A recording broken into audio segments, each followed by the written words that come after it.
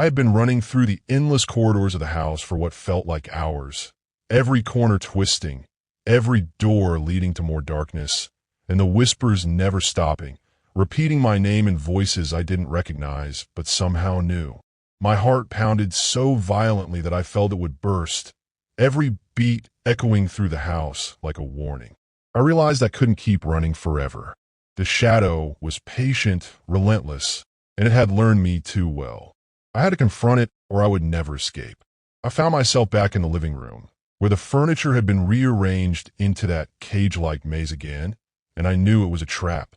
My hands shook as I gripped the baseball bat tighter than ever, feeling the weight of every second I'd spent in fear. The mirrors along the walls flickered, showing my reflection, but not really me. Each version of myself hollow-eyed, grinning maliciously, mocking my every fear. And then I saw it, the shadow, fully solid this time, stepping out from the darkest corner, its form larger, more terrifying, and its eyes glinting like obsidian pits. It moved slowly toward me, stalking, patient, measuring, as if enjoying every heartbeat that pounded in terror. I raised my bat, my hands trembling violently, and shouted, "I'm not afraid of you." The shadow stopped, tilting its head in mock curiosity, and a whisper slithered through the air, my own voice distorted and hollow. "You are already afraid, Lucas. You cannot fight what you are." Fear surged, but I forced myself to breathe, to focus. I swung the bat, but it passed through, hitting nothing.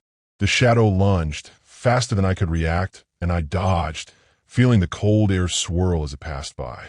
Panic threatened to overtake me, but I realized something. The shadow mirrored my fear. It thrived on hesitation. I needed to act, not react. Summoning every ounce of courage, I ran straight at it, yelling, swinging the bat with all my might. For a moment, time seemed to slow. The shadow hesitated, as if surprised by my aggression. I realized then that confrontation, not fear, was the key. But the house was not done with me yet. The walls began to shift, the floor groaning, and the whispers rose to a deafening roar. "You cannot escape. You belong here." I kept moving, striking, running, and for the first time I felt a spark of control.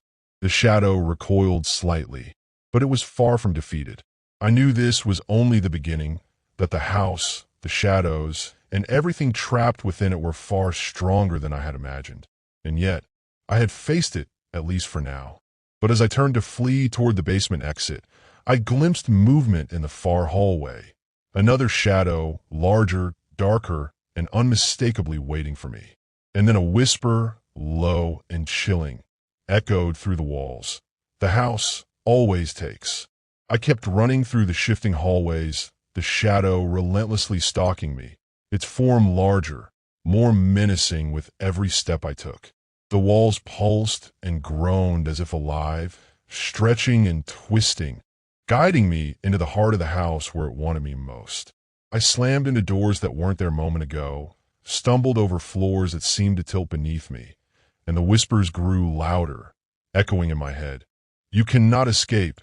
You are ours." I tried to swing at the shadow again, desperate, but it moved through the air with impossible speed, laughing in a distorted version of my voice, mocking my every attempt. I backed into a corner, heart pounding, sweat dripping, realizing that fighting it head-on only gave it strength. The mirrors along the walls flickered, each reflection showing versions of me in pain, trapped, and terrified, and I knew the house was feeding off my fear, twisting it into power for the shadow. I forced myself to calm my breathing, to focus, and for the first time, I understood. The shadow mirrored my fear, but it could not move faster than I acted with courage.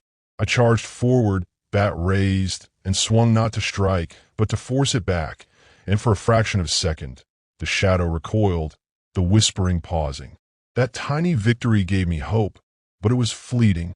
The house groaned, the ceilings dropping slightly, the walls narrowing, and from the far corner of the hallway, another dark mass began to form. A figure larger and more solid than the shadow I was fighting. Almost humanoid, but impossible in shape, stretching toward me with limbs that bent and twisted in ways no human body could.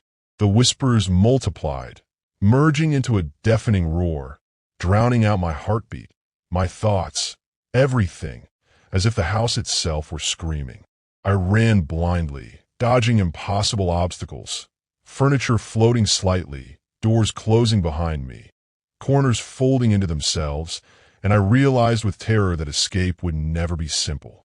I had faced the shadow, but the house had many arms, many forms, and it remembered every step I had taken, every fear I had felt, and it was ready to claim me completely.